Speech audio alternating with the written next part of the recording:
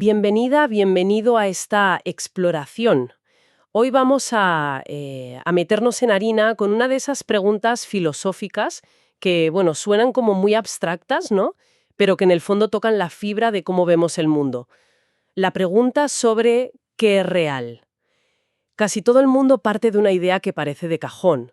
Hay un mundo ahí fuera. Existe.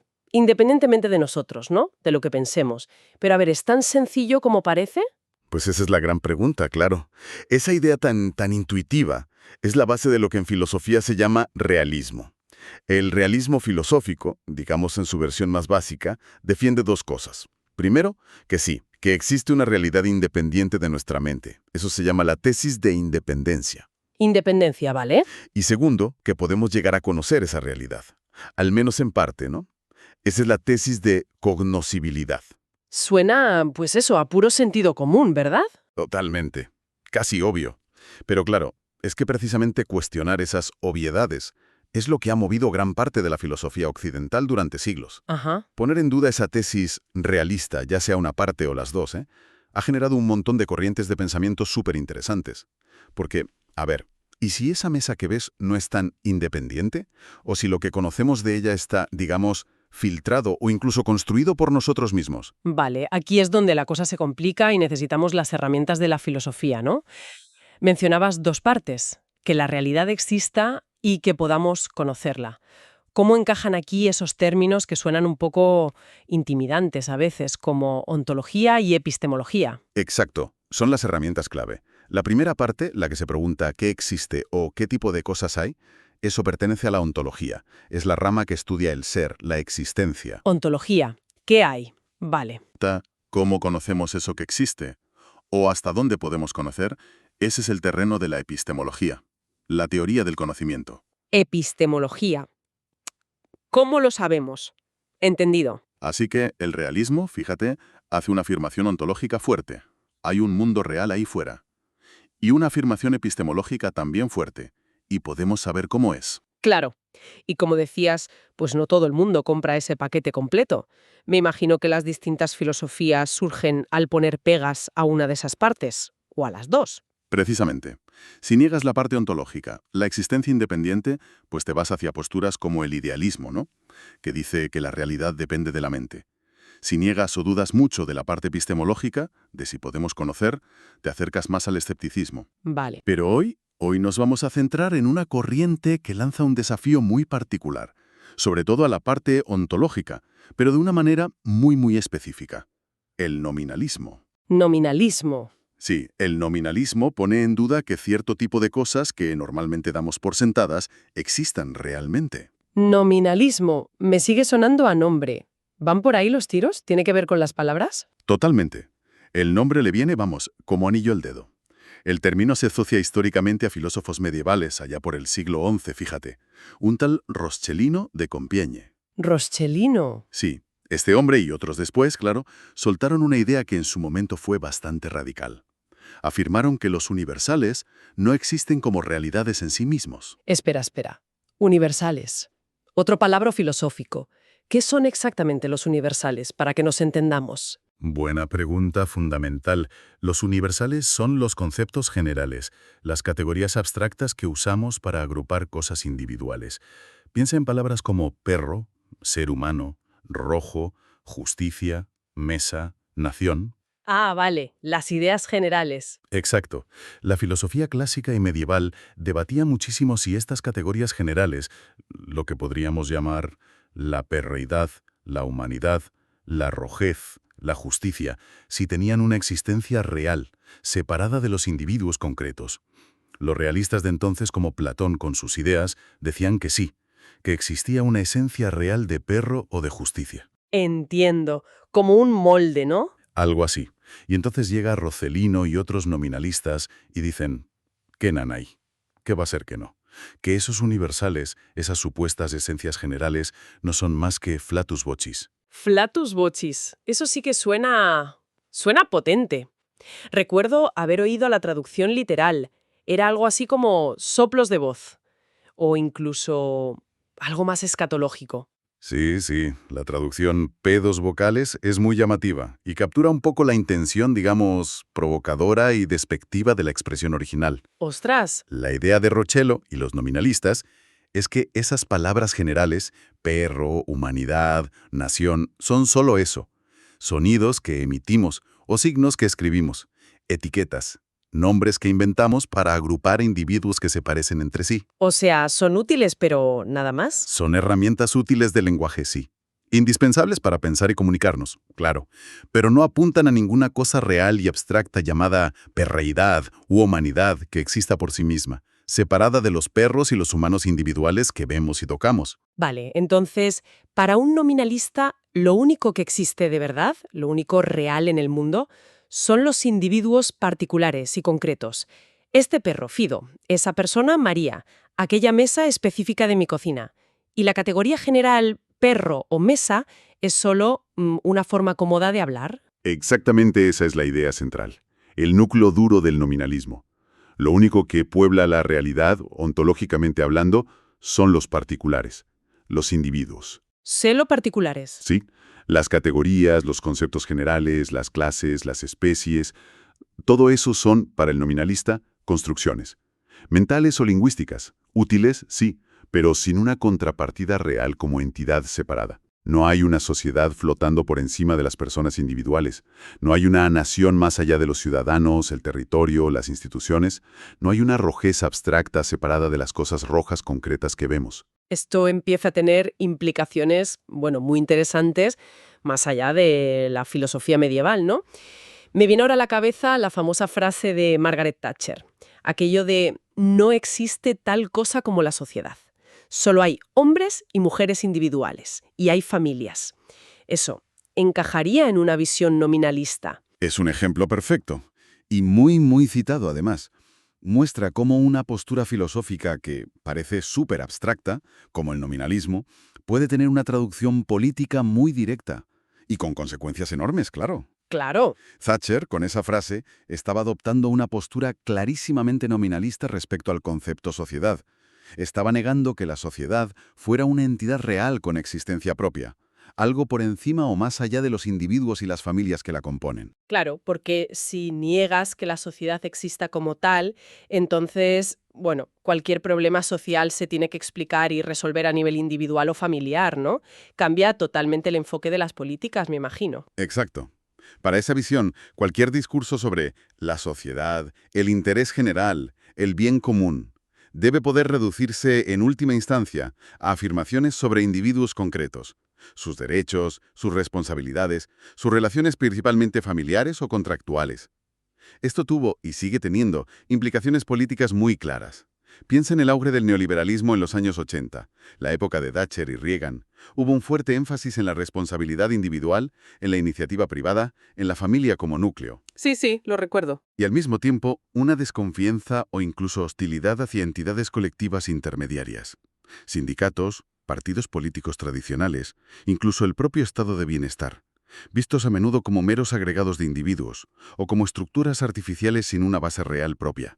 Se prioriza ontológicamente al individuo. Es fascinante ver esa conexión tan directa entre una disputa filosófica sobre si existe la rojez y políticas concretas que afectan a millones. Pero, a ver, llevándolo un poco al extremo, ¿se puede ser nominalista sobre absolutamente todo? ¿Se puede negar la existencia de cualquier tipo de entidad que no sea un individuo particular y concreto? ¿Podría un nominalista negar incluso la existencia de las propiedades, como rojo o duro? ¿O las relaciones, como más grande que? Esa es una pregunta crucial, ¿eh? Y lleva a debates muy profundos dentro del propio nominalismo, porque hay muchos tipos de nominalismo, no es un bloque único. Pero la respuesta corta es que es muy difícil, si no imposible, ser un nominalista total y coherente. Ah, no. No. Incluso el nominalista más radical parece necesitar admitir la existencia de algo más que solo individuos desnudos, por así decirlo. Por ejemplo, si dices que rojo es solo un nombre que aplicamos a manzanas rojas, tomates rojos, señales de stop rojas. Vale, pero ¿en base a qué agrupamos precisamente esas cosas bajo el mismo nombre rojo? Claro, algo tendrán en común, ¿no? Exacto. No necesitamos admitir al menos que comparten una propiedad real. Quizás no un universal platónico, pero sí una propiedad particular en cada objeto. lo que algunos filósofos llaman un tropo de rojez. O como mínimo, no necesitamos admitir que hay una semejanza objetiva entre ellos, una semejanza real que justifique usar el mismo nombre. Entiendo. Necesitan algún tipo de base real para justificar por qué aplican el mismo nombre a diferentes individuos. No puede ser totalmente arbitrario. Justo. Como mínimo, un nominalista tiene que ser realista respecto a los propios individuos particulares, que consideran la base de todo. Eso parece inevitable. Y a menudo también necesita admitir la existencia de cosas como las propias palabras o los conceptos mentales que usa como nombres, o las relaciones de semejanza entre individuos, o quizás las clases naturales, como conjuntos de individuos. Hay distintas opciones. Vale. El juego del nominalismo entonces suele ser reducir unas entidades que considera sospechosas, los universales abstractos, las esencias, la sociedad como un superorganismo, a otras que considera más básicas, más fundamentales, más reales. Como en los individuos concretos, los hechos empíricos. Exacto. Los individuos, los hechos, las familias en el ejemplo de Thatcher, los soplos de voz. Siempre hay una base ontológica que se acepta para poder negar otras cosas. No puedes estar flotando en el vacío negándolo todo, filosóficamente hablando. Vale, es una estrategia de reducción ontológica entonces. Explicar lo que parece complejo o abstracto en términos de elementos más simples y concretos que sí se aceptan como reales. Y esto me lleva a pensar en debates más contemporáneos. A menudo oímos hablar, por ejemplo, de que el género es una construcción social. ¿Hay allí una conexión con el nominalismo? ¿Se está siendo nominalista respecto al género en esas teorías? Hay una conexión muy fuerte, sí. Y es un área donde estas ideas filosóficas, que parecen tan antiguas, se vuelven tremendamente relevantes hoy en día. Cuando se afirma que el género, o a veces se va más allá y se incluye la diferencia sexual biológica, es una construcción social o discursiva, a menudo se está adoptando efectivamente una postura nominalista. ¿En qué sentido? En el sentido de que se niega la idea de que exista una esencia fija y natural de hombre o mujer. Se rechaza que existan esas categorías como realidades biológicas o metafísicas inmutables, presociales. Ah, claro. Se niega la esencia de género como algo real e independiente. Exacto. Se las considera, en cambio, como categorías creadas, como etiquetas impuestas por la sociedad, la cultura, el lenguaje, las relaciones de poder. Son nombres, clasificaciones, no realidades naturales fijas. Vale, o sea, se es nominalista sobre esa esencia. Correcto. Pero, y aquí viene el matiz interesante, que conecta con lo que decíamos antes sobre no poder negarlo todo. Esas mismas teorías constructivistas suelen ser muy realistas respecto a otras entidades. ¿Ah, sí? ¿Respecto a qué? Pues respecto a las estructuras sociales, los discursos, los dispositivos de poder, como el patriarcado, el heteropatriarcado, el sistema sexogénero, llámalo como quieras, que supuestamente construyen esas categorías de género. Ah, claro. O sea, no niegan la existencia de todo, sino que cambian el foco de qué consideran real. Niegan la realidad de la esencia de género, pero afirman con mucha fuerza la realidad de las estructuras sociales o los discursos que la producen. Precisamente, afirman que esas estructuras y discursos existen realmente y tienen un poder causal efectivo en el mundo, moldeando nuestras identidades y experiencias. Así que, de nuevo, se es nominalista respecto a unas cosas, las esencias de género, las diferencias naturales fijas, y realista respecto a otras, las estructuras de poder, los discursos, las instituciones. Es la misma estrategia de reducción que comentabas antes. Las prácticas sociales, el poder, el lenguaje. Esto demuestra muy bien que el debate realismo-nominalismo no es un simple sí o no a la realidad en general. Es una discusión constante y muy matizada sobre qué tipos de cosas aceptamos en nuestra ontología, en nuestro catálogo de lo que existe de verdad, y qué consideramos meros nombres o construcciones. Entendido. Entonces, el nominalismo no es una negación simplista de todo lo abstracto, sino una posición filosófica más sutil, más estratégica, sobre qué consideramos fundamental y qué consideramos derivado, construido o simplemente un nombre útil. Para tener la visión completa, ¿cómo se distingue esta postura nominalista de otras formas de criticar ese realismo ingenuo del que hablábamos al principio? Pienso en el idealismo o el escepticismo. Es una distinción importante, sí, para no mezclar las cosas. Como decíamos al principio, el realismo tiene como dos patas, ¿no? La ontológica, existe una realidad independiente, y la epistemológica. Podemos conocerla. Ajá. El nominalismo, como hemos visto, ataca principalmente la pata ontológica, pero de forma selectiva. No niega que exista una realidad independiente en general, sino que niega que esa realidad contenga ciertos tipos de entidades, los universales, las categorías generales abstractas. Reduce la población del universo, por así decirlo. Vale. El nominalismo es selectivo en lo ontológico. ¿Y el idealismo? ¿Y el escepticismo? ¿Dónde atacan ellos? El idealismo, bueno, hay muchas variantes, pero en general ataca más bien la independencia de esa realidad, la primera pata del realismo. Ah, la independencia. Sí, un idealista podría decir, sí, la realidad existe, pero no es independiente de la mente o de nuestras estructuras conceptuales. La mente, en cierto sentido, la constituye o la configura. Piensa en Kant, por ejemplo. Para él, el mundo que experimentamos, el fenómeno, está estructurado por nuestras categorías mentales a priori. No niega necesariamente que haya algo ahí fuera, el noúmeno, pero sí niega que podamos conocerlo tal cual es, independientemente de nuestras estructuras cognitivas. El ataque principal es a la independencia, aunque también tiene consecuencias epistemológicas claras. Entendido. La realidad depende en parte de cómo la pensamos o percibimos. ¿Y el escepticismo? Ese parece el más radical en cuanto al conocimiento, ¿no? Exacto. El escepticismo lanza su ataque principal y más fuerte contra la pata epistemológica del realismo.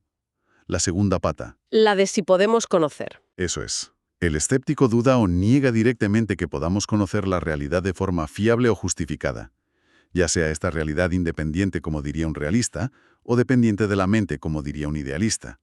El foco del escéptico está en los límites de nuestro conocimiento, en la posibilidad del error, en la falta de justificación última para nuestras creencias sobre el mundo. Puede que haya un mundo real, puede que no, pero lo que seguro dice el escéptico es que no podemos estar seguros de saber cómo es. Vale, creo que ahora veo mejor el mapa. Resumiendo mucho. Realismo. Hay mundo real independiente y podemos conocerlo. Nominalismo. Hay mundo real independiente, pero solo con particulares, sin universales abstractos. Crítica ontológica selectiva. Idealismo. Hay realidad, pero no es del todo independiente de la mente y conceptos. Crítica a la independencia ontológica, principalmente. Escepticismo. Quizás hay mundo real, pero no podemos estar seguros de conocerlo. Crítica epistemológica fundamental. Esa es una buena forma de resumir las posiciones principales en este debate tan complejo, y muestra cómo el nominalismo ocupa un lugar específico y, como hemos visto, muy influyente, centrado en la cuestión de qué entidades aceptamos que existen realmente. La verdad es que hemos recorrido bastante camino, ¿eh? Empezamos con una idea que parecía de sentido común, la de que hay una realidad ahí fuera, y hemos visto cómo cuestionarla nos lleva a debates filosóficos profundos y con muchas ramificaciones. Y el nominalismo, que a primera vista podría parecer una disputa medieval un poco polvorienta sobre palabras y ángeles, resulta ser una corriente de pensamiento con raíces muy hondas y con ecos, súper potentes en la actualidad. Totalmente. Desde cómo pensamos la política y la sociedad, con el ejemplo de Thatcher, hasta cómo abordamos conceptos tan centrales y debatidos hoy como el género, la identidad, incluso la enfermedad mental o las especies biológicas. Así es. El nominalismo de alguna manera nos obliga constantemente a ser más precisos y conscientes sobre nuestro lenguaje y nuestros conceptos. Nos empuja a preguntarnos, oye, cuando usamos una palabra general como nación, clase social, democracia, trastorno de déficit de atención, ¿a qué nos estamos refiriendo exactamente? Buena pregunta. ¿Estamos señalando una entidad real y sustantiva con límites claros y una esencia definida?